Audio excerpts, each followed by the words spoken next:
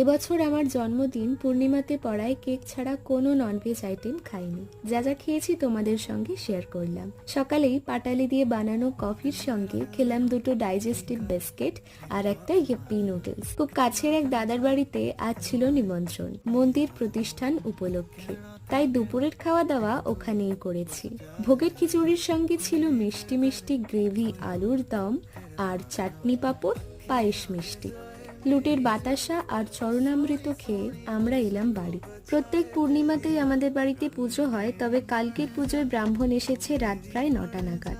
ঠাকুরের প্রসাদ খাওয়ার পর প্রায় 11টা নাগাদ আমার মা আর ছোট ঠাম্মাকে নিয়ে কেক কাটলাম। সারাদিন এত খাটাখাটনির পর দুজন যে আমার জন্য এতক্ষণ জেগেছিল, এটাই আমার কাছে অনেক। ঠাম্মা আমার জন্য পায়েস বানিয়ে দিয়েছিল আর আমি মাকে বারণ করেছিলাম, যা ভোগ আছে আমি তাই খেয়ে নিচ্ছি, তোমাকে অন্য কিছু রাঁধতে হবে না, কিন্তু তবুও মা আমার জন্য অনেকগুলো ভাজা করে দিয়েছে। তাহলে আজ আসছি।